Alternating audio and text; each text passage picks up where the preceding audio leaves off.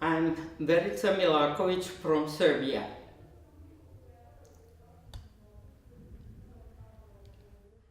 Good morning. I'm your teacher in English language, and my name is Verica, nicknamed Vera Milaković. Today we will talk about conditionals, in particular the second conditional. I have been learning English for a very long time, and I also consider that for my tutorial lessons or anybody's, we have to prepare ourselves properly in order to tutor properly. So, as I told, the second conditional is characterized that it is an unreal possibility or dream, or a hypothetical condition and its probable result. We have two parts of the sentence when we talk about the conditional. In the if clause, which is constructed like if plus subject plus past simple tense, and usually the condition is in that part of the sentence. And another part, which is main clause, which is constructed by subject plus would plus infinitive without to, or present conditional or present continuous conditional, depending on the length of the action. Here we have the examples for the use of second conditional. If I had a map, I would lend it to you. The second one, if someone stole my car, I would call the police. The third, if it rained, you would get wet. The fourth, if you studied harder, you would pass the exam. And the last one, if I spoke Italian, I would be working in Italy. So when we analyze the sentences, we can see in if clause that we have past tense of some verbs. Some of them are regular, and if they are regular, they usually finish like in sentences 3 and 4. Here we have rained, so it is ed at the end. And in sentence number 5, you have studied, again with ed at the end. These two are regular verbs. That means that always they have ed at the end. But in the sentence number 4, you will observe that studied in present is written as study and then ed. But here, when we have ed, y will be turned on I. So that is correct, studied. The three other verbs, had, stole, and spoke, are irregular verbs. From previous sentences, 5 of them, and as examples, I mentioned that we have irregular and regular verbs, which usually in past simple tense with ed. Rain, rained. Study, studied.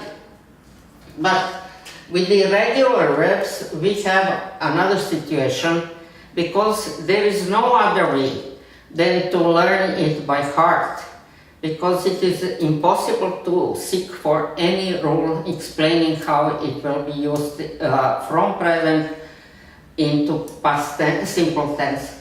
So have in present is had in past simple tense. Steal becomes stole. Speak becomes spoke. So that is why irregular verbs can be learned properly only with the repeating reading through materials and learning by heart. In if clause, past simple tense is not completely a real past simple tense, but so-called subjunctive. It is expressing unreal situation in present and in future. That is why verb to be in if clause becomes were instead of was for all persons. So was will be in normal past simple tense in some of the persons, but in this case in all persons, including I, were instead of was. So we have the example. It is not correct to tell, if I was you, I would tell my father. Please note that often if clause, that is another note, that if clause, in if clause, a comma is following, while in the main, when main clause goes first, there is no comma. Example, I will tell my father, so main clause will go first, and there is no comma, if I were you. Here we have some variations from what I told earlier. So modal verbs can replace would plus infinitive in main clause. Here are some examples. The first one, if I knew his number, I could ring him up. And the second, if you tried again, you might succeed. So what you can see, it is no more would plus infinitive, but it is could and might. In if clause, you can observe that the first verb is irregular.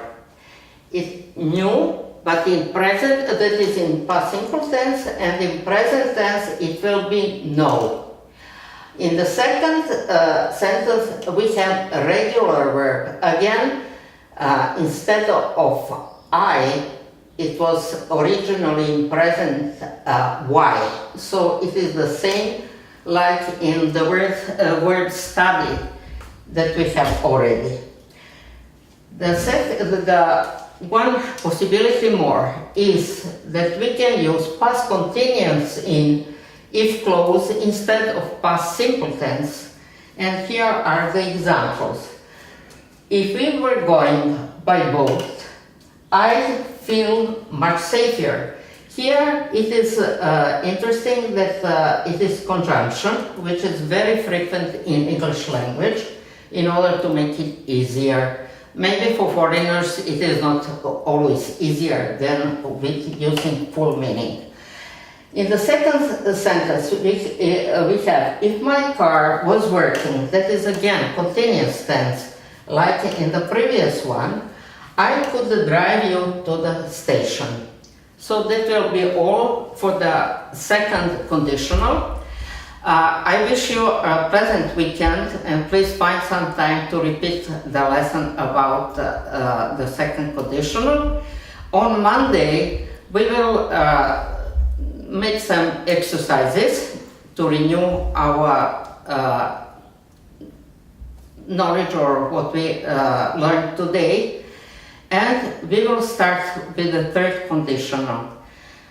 I must tell you that I appreciate very much that you chose English to learn more in details and continuously, because English language is widely in use all over the world, particularly when computers appeared and social networks, etc., etc.